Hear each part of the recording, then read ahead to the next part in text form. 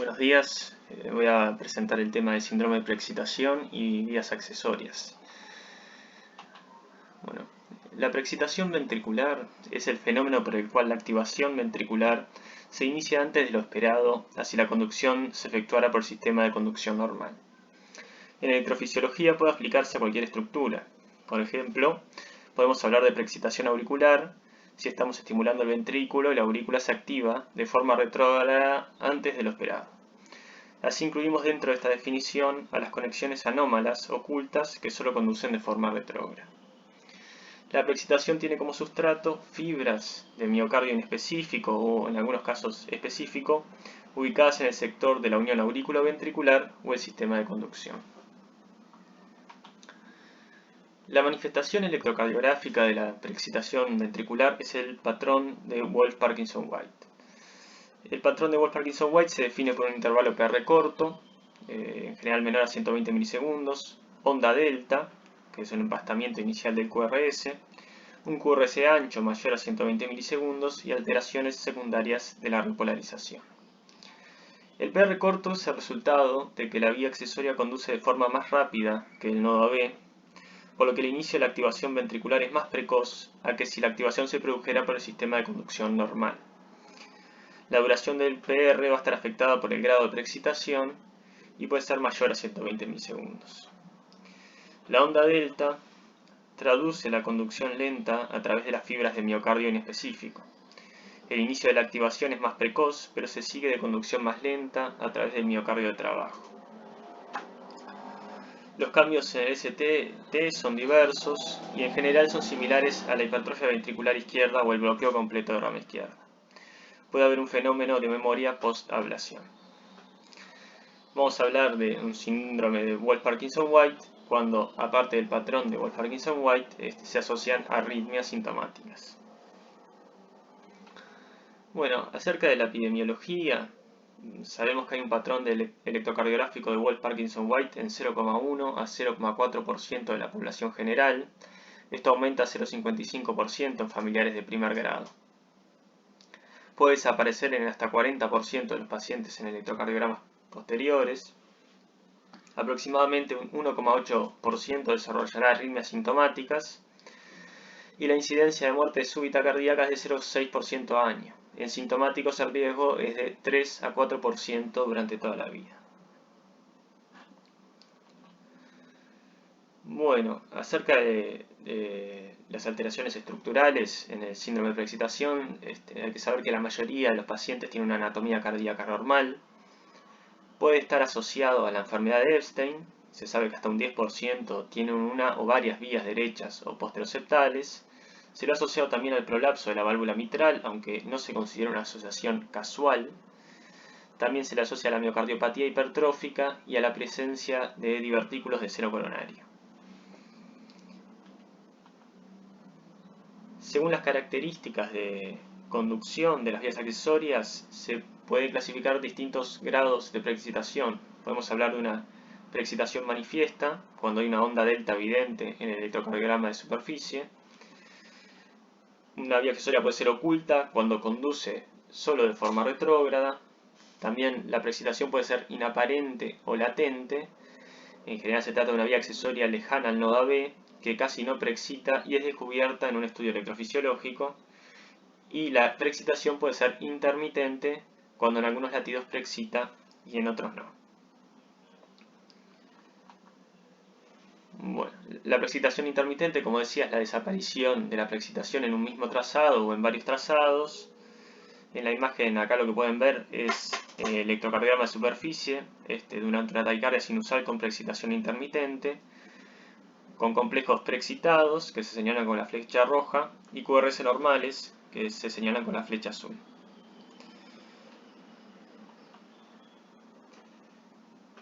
La preexcitación inaparente o latente se produce cuando la activación se da a través del sistema específico de conducción antes o casi simultáneamente a la vía accesoria. La preexcitación es mínima, pero esto no implica necesariamente una mala conducción por la vía accesoria.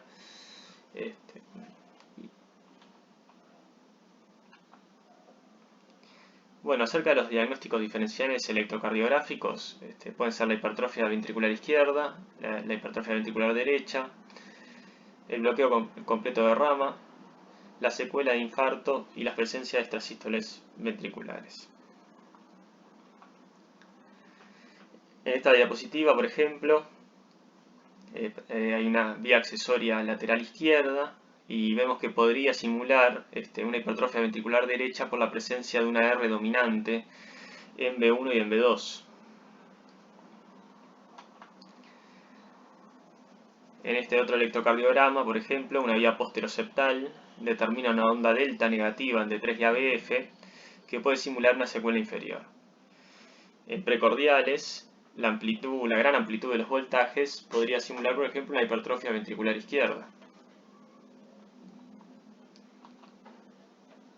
Otro diagnóstico diferencial son las extrasístoles ventriculares tardías. En la imagen se ve un ritmo sinusal con extrasístoles ventriculares tardías que caen poco después de las ondas P sinusales, resultando en un intervalo PR corto con QRS ancho, simulando una preexcitación ventricular. Noten que el ancho de los QRS y la variabilidad de la morfología de los complejos, sumado a la relación variable con las ondas P que los preceden, alejan de que se trate de una preexcitación verdadera. Bueno, las vías accesorias son haces de fibras con capacidad de conducción que conectan el miocardio auricular o el propio sistema específico de conducción con el miocardio ventricular.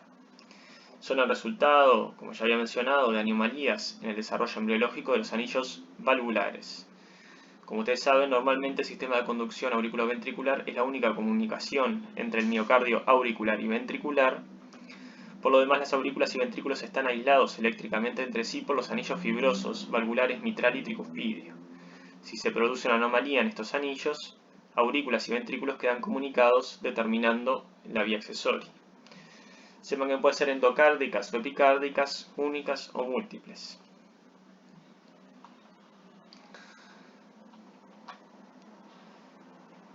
Las vías accesorias están compuestas por miocardio de trabajo, en la mayoría de los casos, con conducción mediada por corrientes de sodio. Esto determina que tengan una conducción no decremental o de tipo todo o nada, lo que las diferencia del nodo B, que conduce de forma decremental. Esto es de importancia clínica, ya que una función del nodo B es limitar el número de impulsos que se conducen desde aurículas a ventrículos, fundamentalmente durante arritmias auriculares con frecuencias rápidas, por ejemplo el flutter o la fibrilación auricular, donde solo una parte de los impulsos alcanzan los ventrículos. Sin embargo, en presencia de vías accesorias no decrementales con un periodo refractario corto, estas arritmias, ya sea una fibrilación auricular o un flutter, pueden determinar frecuencias ventriculares muy rápidas que degeneren en fibrilación ventricular. Sepan que existen vías accesorias con propiedades inusuales, por ejemplo la sensibilidad a catecolaminas, algunas con fenómeno de Benkebach, algunas con automatismo. Son bidireccionales en la mayoría de los casos, conducen de forma retrógrada en el 17 a 37% de los casos y conducen solo de forma anterógrada en el 5%. Hay vías accesorias múltiples en 5 a 10% de estos pacientes. Algunos predictores de esos es una fibrilación auricular que determina una fibrilación ventricular, la presencia de una taquicardia antidrómica y la anomalía de Epstein. Acerca de la localización de las vías accesorias, se pueden encontrar en cualquier sector de los anillos aurículo-ventriculares. Son menos frecuentes en la unión mitroaórtica. Están en la pared libre izquierda en el 50-60%, son posteroseptales en el 25-30%, la pared libre derecha en el 10 al 20%, superoparaseptales o anteroseptales en 6 al 7% y una minoría son medioseptales. Sepan que las de la pared libre izquierda son más sensibles a la ablación y tienen menos recurrencias. Bueno, esta diapositiva muestra una representación esquemática de las posibles localizaciones de las vías accesorias que ya mencioné. Tengan presente que existen nuevas nomenclaturas basadas en la posición anatómica real del corazón. Por ejemplo, las vías posteriores se las llama inferiores en esas nuevas nomenclaturas. Sin embargo, muchos laboratorios, creo que la mayoría, mantienen la nomenclatura tradicional que es la que usamos en esta clase.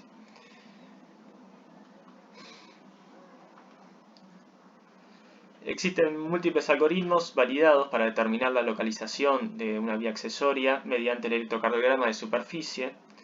La exactitud de estos depende en parte del grado de preexcitación y de la presencia o no de cardiopatía estructural. En la imagen ahí les estoy mostrando el algoritmo de Arruda, que es uno de los más conocidos. Son muchos los algoritmos que existen. Este es otro algoritmo publicado en 2014 que me pareció interesante porque se basa solo en 3 derivadas, B1, B2 y ABF, y tiene una buena sensibilidad y especificidad. Bueno, pero de una forma más simplificada, sin guiarse tanto por algoritmos, para tener una noción de la localización de la vía accesoria, podemos empezar por mirar la morfología de la onda delta y la transición del QRS en precordiales. En general, si la B1 es positivo y la transición se dio a la derecha de B1, vamos a estar mirando una vía izquierda. Si B1 es negativa y B2 positiva, o ambos positivos pero una transición entre ellas, seguramente se trata de una vía septal. Y si B1 y B2 son negativas o positivas pero con lenta progresión y transición más allá de B2, en general se trata de una vía derecha. Si miramos la cara inferior, cuando es mayoritariamente negativa, la vía es posterior; cuando es positiva, la vía es anterior; y cuando son positivas o negativas, seguramente se trata de vías laterales o medio septales. Las vías epicárdicas se caracterizan por tener una onda delta mayor de 20 milisegundos en D2. Bueno, esto lo tomé del libro de Clinique, que es el que nos recomendaron. Resume las características electrocardiográficas de las distintas vías accesorias. Les voy a mostrar algunos ejemplos electrocardiográficos.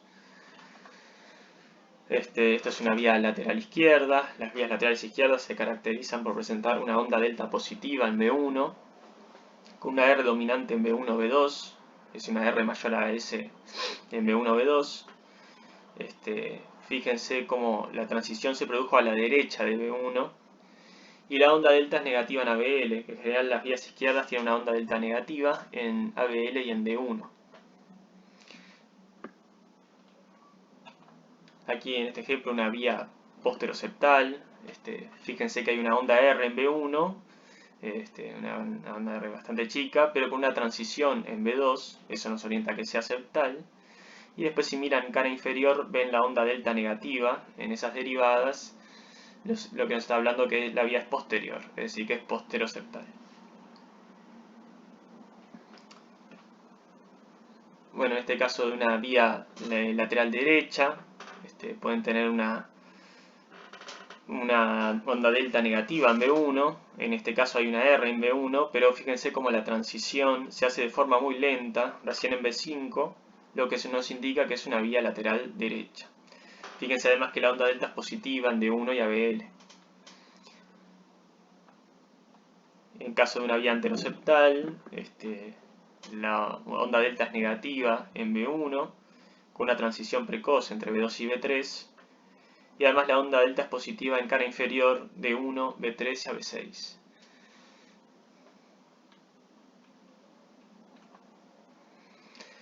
Existen distintos tipos de vías accesorias.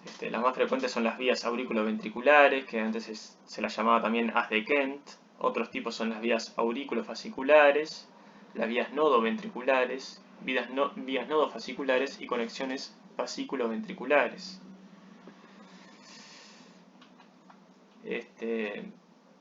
Existen vías accesorias más atípicas, algunas son vías accesorias con conducción decremental. Las fibras de Mannheim son conexiones, son uno de estos tipos de vías accesorias con conducción decremental, que son conexiones entre la aurícula derecha o el nodo AB y la rama derecha del haz de His, es decir, que son atriofasciculares o nodofasciculares. Tienen algunas características típicas. La inserción en general es en el anillo tricuspidio lateral, cuando son aurículo-fasciculares. Tienen mínima preexcitación en ritmo sinusal. La conducción es anterógrada y decremental. Están compuestas por tejido nodal o tejido similar al tejido nodal. Y durante la taquicardia tiene una morfología de bloqueo de rama izquierda con eje superior y una transición tardía en B4 a B5. En esta imagen se representa la taquicardia antidrómica por Mannheim. En el electrocardiograma de arriba vemos complejos conducidos normalmente. Fíjense que no hay preexcitación. Y abajo en el mismo paciente una taquicardia de Mannheim. Fíjense la morfología de bloqueo de rama izquierda con eje superior y la transición en B4 que mencionaba anteriormente. A la derecha está un esquema del circuito de la taquicardia. Otro tipo de vías con conducción decremental son las vías fascículo-ventriculares. Presentan características electrofisiológicas bastante típicas que permiten distinguirlas de otros tipos de vías. En general tiene un intervalo PR normal o corto, con un intervalo HB corto y onda delta. Tras el masaje de seno carotidio o adenosina, se prolonga el intervalo AH sin que se modifique el intervalo HB ni el grado de preexcitación. Esto es una de las características que permiten determinar que la vía es fascículo-ventricular. También con la estimulación auricular a frecuencias crecientes se alarga el AH, es decir, que el nodo decrementa, sin que se modifique el HB o la onda delta, es decir, que sin que aumente el grado de preexcitación. Y bueno, estas vías no se ha demostrado que participen en reentradas y por eso es importante reconocerlas.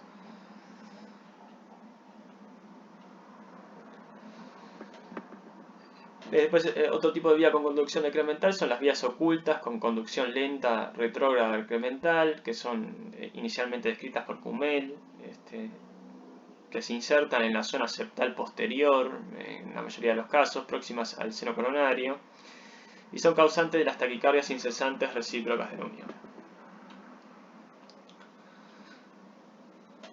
Bueno, las taquicardias asociadas a las vías accesorias las dividimos en aquellas que dependen de la vía accesoria para su mantenimiento, que son la taquicardia ortodrómica, la taquicardia antidrómica y la taquicardia permanente de la unión, y las que no dependen de la vía accesoria, en las que la vía accesoria funciona como un bystander, que son la fibrilación auricular, el flúter auricular y la taquicardia por entrada en el nodo B. Bueno, la taquicardia ortodrómica es una forma de entrada auriculoventricular donde el impulso se propaga de forma anterógrada por el sistema de conducción normal y la vía accesoria conduce de forma retrógrada. Se caracterizan por tener un RP menor al PR, es decir, un RP corto, pero mayor a 90 milisegundos, frecuencias cardíacas entre 150 y 250 ciclos por minuto, tienen un QRS fino, pero pueden desarrollar un bloqueo de rama funcional, y es bastante frecuente que presenten alteraciones del segmento ST. El mecanismo de inicio en general es una extrasístole que se bloquea por la vía accesoria pero conduce el nodo B, y si encuentra a la vía accesoria que ya es capaz de conducir de forma retrógrada, va a conducir de forma retrógrada ese impulso y ahí se forma el circuito de reentrada. Bueno, acá el ejemplo de un electrocardiograma durante la taquicardia. Fíjense en la imagen de abajo, está señalada con las flechas, las ondas P, con un intervalo RP corto. Bueno, una característica de la reentrada ortodrómica es que cuando se instala un bloqueo de rama durante la taquicardia en un paciente con una vía ipsilateral, es decir, del mismo lado de la rama que se bloquea, el circuito de la reentrada se alarga y la frecuencia de la taquicardia disminuye. En el esquema de la izquierda vemos cómo el impulso baja por la rama derecha del haz de His y sube por una vía accesoria derecha. En la imagen de la derecha se bloquea la rama derecha del His, vean cómo se ensachan los complejos, y el impulso se tiene que bajar por la rama izquierda, y eso hace que se prolongue el ciclo de la taquicardia, es decir, que la taquicardia se enlentece. Y esto es característico, y cuando ven este fenómeno, pueden identificar que se trata que el paciente tiene una vía accesoria ipsilateral a la rama que está bloqueada. Fíjense en este ejemplo, la frecuencia de la taquicardia es menor durante la aberrancia que durante la taquicardia con QRS estrecho, indicando una vía accesoria ipsilateral al bloqueo de rama.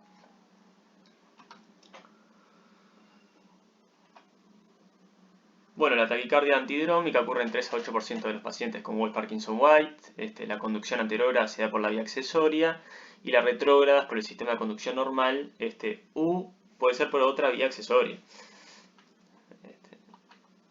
Aquí un ejemplo electrocardiográfico. Tengan presente que los algoritmos que habitualmente usamos para distinguir taquicardias de complejo ancho, es decir, una taquicardia ventricular de otro tipo de taquicardia, pierden valor en este tipo de taquicardia, esos algoritmos. Bueno, el tratamiento en realidad ya fue discutido el otro día en la clase de arritmias en la emergencia, así que voy a saltear para no hacer tan larga la clase. La fibrilación auricular, hay una fibrilación auricular paroxística en 50% de los pacientes con Wolff-Parkinson-White. Una respuesta ventricular rápida sobre una vía accesoria con un periodo refractario anterogrado corto es una arritmia potencialmente mortal. Siempre recordamos estas siglas para recordar las características de la fibrilación auricular preexcitada, Fast, Broad, Irregular, que es FBI. Aquí un ejemplo de fibrilación auricular preexcitada. Y en este caso una fibrilación auricular preexcitada que degenera en taquicardia en fibrilación ventricular y que se plantea que sería el mecanismo de muerte súbita en estos pacientes. Bueno, el tratamiento ya también se discutió el otro día en la clase de arritmias en emergencia. Básicamente la cardioversión eléctrica es lo más seguro y cualquier droga que bloquee el nodo AB está contraindicada.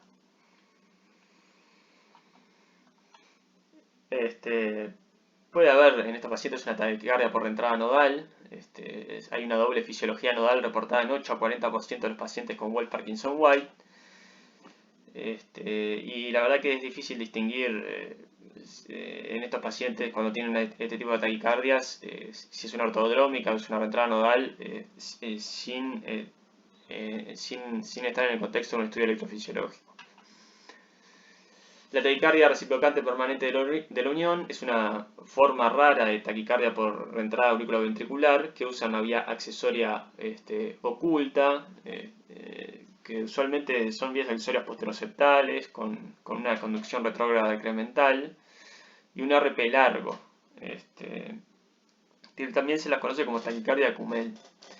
Es característico ver las ondas P retrógradas invertidas en D2, D3 y ABF. Y su característica de incesante, que no significa que esté el 100% del tiempo, pero en gran parte del día, durante el día, puede determinar una taquimiopatía. Acá les puse un ejemplo de una taquicardia permanente de la unión. Vean cómo las flechas señalan las ondas P con RP largo, negativas en cara inferior. De todas maneras, si ustedes ven este electrocardiograma, en realidad no pueden excluir que, por ejemplo, se trate de una taquicardia por reentrada nodal atípica o una taquicardia auricular, ¿no? Que son otros tipos de arritmias que tienen el RP largo. Bueno, como tratamiento crónico, se recomienda la ablación por catéter en todos los pacientes sintomáticos. Se puede optar por el tratamiento médico con betabloqueantes o calcitoagonistas siempre que no haya preexcitación en el electrocardiograma basal. Y la flecainida y la propafenona también son opciones terapéuticas en aquellos en que no se plantee la ablación. En realidad la ablación es el tratamiento más recomendado. Como dije, está recomendada en pacientes sintomáticos, ya sea una taquicardia por reentrada auriculoventricular o una fibrilación auricular preexcitada.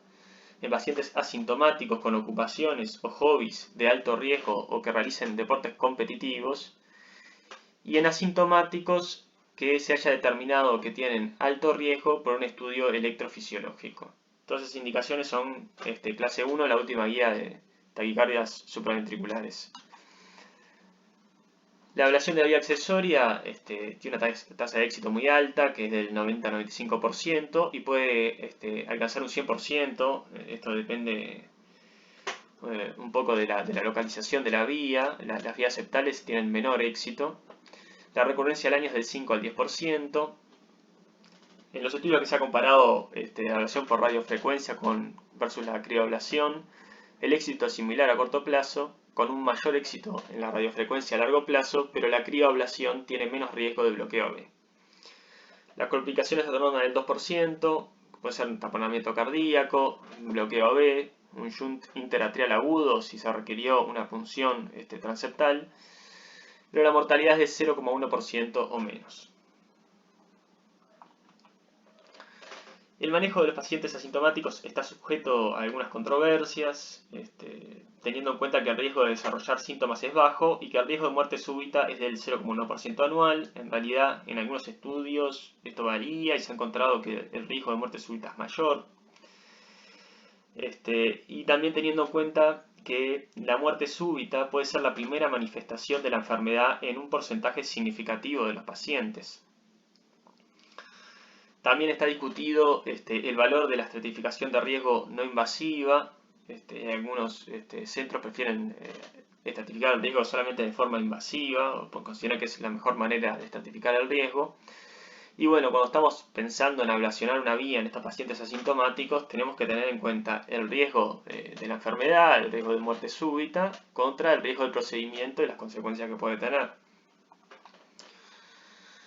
Son características de alto riesgo en pacientes asintomáticos, que sean jóvenes, que tengan cardiopatía estructural, las vías septales, la inducibilidad de la taquicardia por reentrada auriculoventricular durante el estudio, usando isoproterenol, la presencia de múltiples vías accesorias y la conducción rápida de la vía accesoria. Es un RR durante una fibrilación auricular preexcitada menor a 250 milisegundos o un periodo refractario de la vía accesoria menor a 250 milisegundos.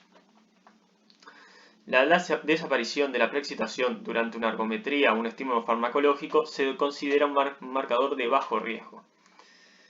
En cambio, la preexcitación intermitente ya no, o por lo menos en la última guía que les mencionaba, de taquicardias supraventriculares, ya no lo considera como un elemento de bajo riesgo, porque un porcentaje, hasta un quinto de los pacientes con preexcitación intermitente tienen vías accesorias con periodos refractarios cortos, es decir, que tienen preexcitación intermitente, pero en el estudio electrofisiológico tienen vías de riesgo. Este es el algoritmo que presenta la guía. Como nos dicen los pacientes asintomáticos, si tienen una población de alto riesgo o realizan deporte competitivo, hay que hacer un estudio electrofisiológico para la estratificación, y si tienen características de alto riesgo, van a la ablación. Si no tienen características de alto riesgo, se puede hacer un seguimiento clínico, pero también se podría optar por realizar de todas maneras la ablación, sobre todo en centros donde hay expertos y tienen una baja tasa de complicaciones. Si el paciente no es un paciente que tenga una complicación de alto riesgo, tenemos dos maneras de estratificar el riesgo. De forma no invasiva, es una recomendación 2B, y de forma invasiva, con un estudio electrofisiológico. Bueno, acerca del... voy a hablar de algunos conceptos grandes sobre el estudio electrofisiológico y la ablación en estos pacientes. Tradicionalmente se colocan catéteres en la aurícula derecha, el GIS, el ventrículo derecho, un catéter decapolar en seno coronario y un catéter de ablación. Algunos laboratorios de electrofisiología usan menos catéteres, y eso es lo que van a ver que está descrito en el libro que nos recomendaron, que es el Clinic, en que usan solamente dos catéteres. En las vías accesorias izquierdas hay dos maneras de abordaje. Una es la punción transeptal y otra puede ser el cateterismo izquierdo. Ahí en la imagen pueden ver la posición de los catéteres en un estudio electrofisiológico para una vía accesoria. Bueno, en casos de preexcitación manifiesta, las mediciones basales muestran un intervalo HB menor a 35 milisegundos o un intervalo HB negativo. En la imagen, fíjense, arriba está el electrocardiograma de superficie. Vean que los complejos están preexcitados en una onda delta. Y hay catéteres en la aurícula derecha, que es el que dice HRA, un catéter en el GIS, que dice HBE, y catéteres en el seno coronario de 1 a 5, ¿no? De más distal al más proximal. Fíjense en el electrograma de His, que dice HBE, la deflexión del His, que está señalada con una H, comienza después de la activación ventricular, es decir, después de la onda delta, y acá trazan la línea, está trazado esta línea punteada donde comienza la activación ventricular, y véanse cómo el His viene después que eso. Entonces este paciente tiene un intervalo HB negativo. Fíjense además que en el electrograma CS5 es donde se produce la activación ventricular más precoz. Acá están señaladas con B las activaciones ventriculares. Fíjense que en el primer lugar donde se produce la activación ventricular es en el S5, es decir que podemos pensar que la vía accesoria está cerca de ese catéter.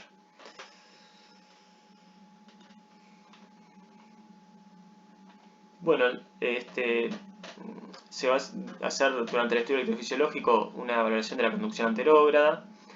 Se va a estimular de forma permanente la aurícula, introduciendo extraestímulos con intervalos de acoplamiento decrecientes. La conducción decremental del nodo B va a favorecer la conducción por la vía accesoria con un aumento del intervalo H, un acortamiento del intervalo HB. Es decir, el intervalo H representa la conducción a través del nodo B.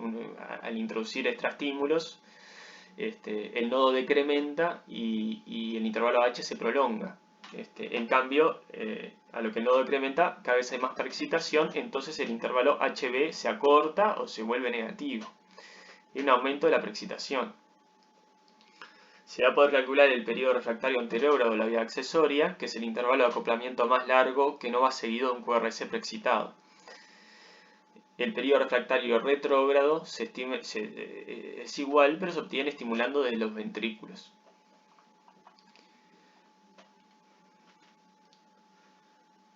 Bueno, en esta imagen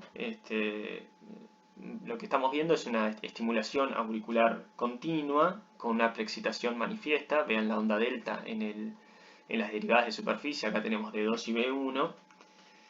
Fíjense cómo al introducir un extraestímulo, viene estimulando 600 milisegundos, introduce un extraestímulo a 440 milisegundos. Entonces, ¿qué sucede? Se produce una conducción decremental a través del nodo AB. ¿Y eso cómo se va a ver? Bueno, una prolongación del AH, que vean cómo el AH se prolongó con respecto al previo, pero no a través de la vía accesoria. Lo que va a hacer es aumentar el grado de preexcitación y se va a cortar el HB. Fíjense cómo se acortó el HB en este complejo.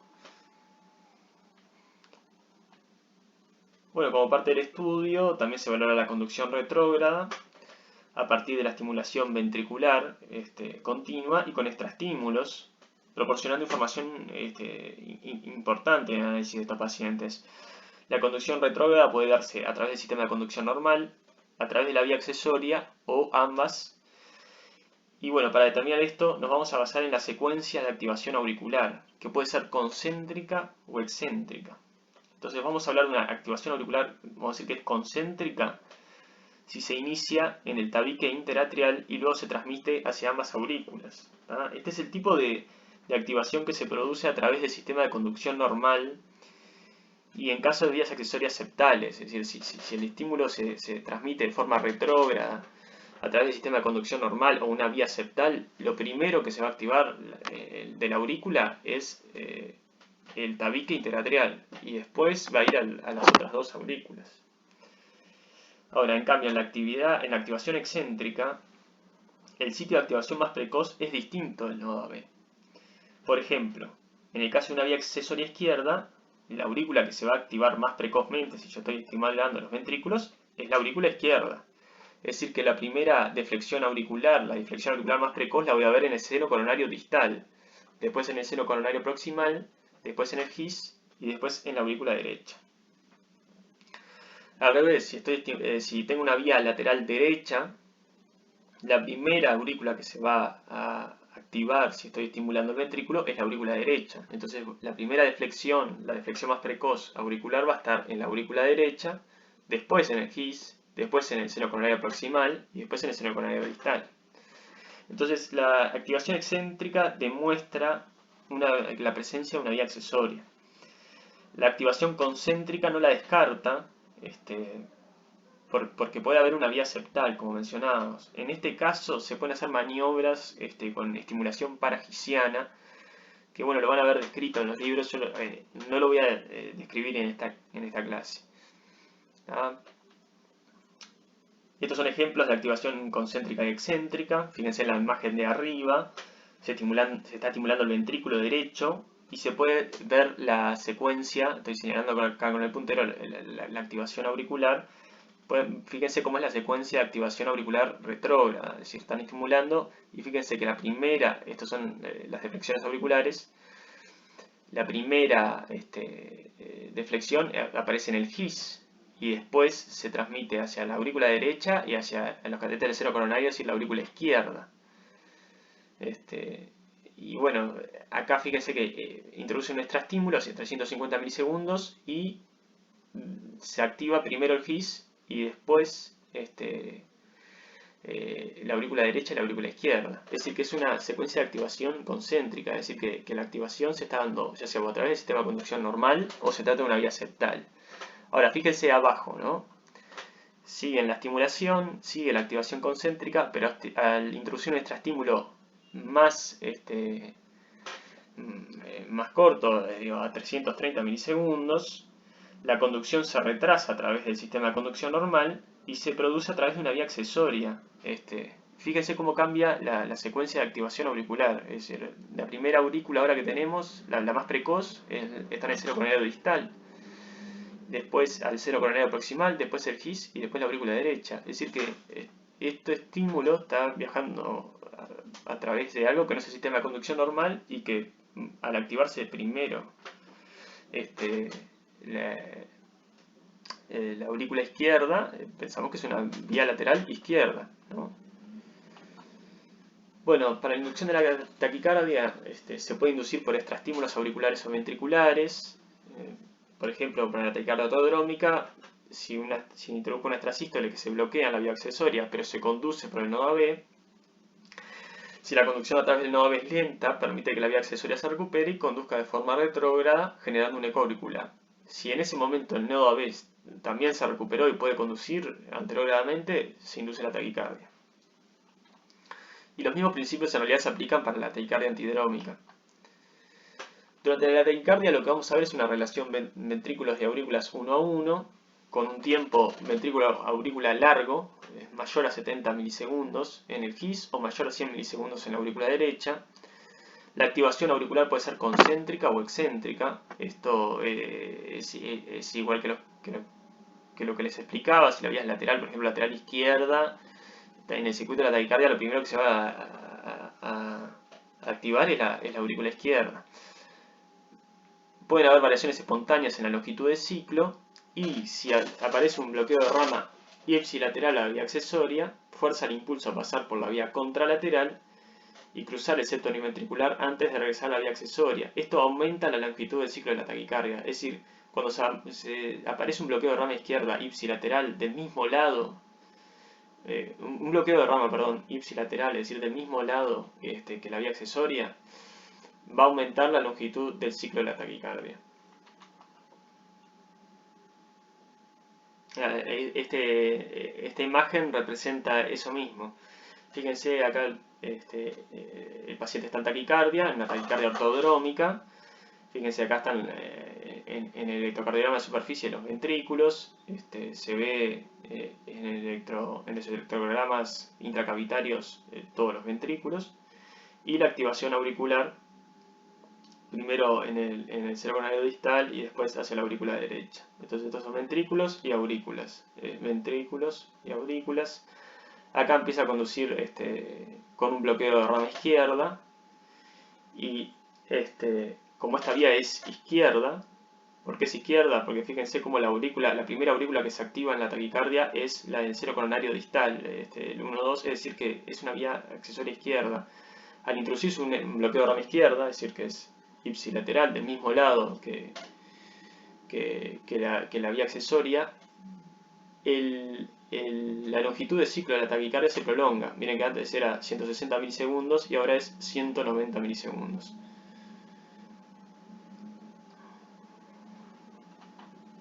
Bueno, para la terminación de la taquicardia vamos a usar estimulación auricular o estimulación ventricular. Puede producirse bloqueo retrógrado en la vía, o puede haber una conducción retrógrada a través de la vía y bloqueo en el nodo B.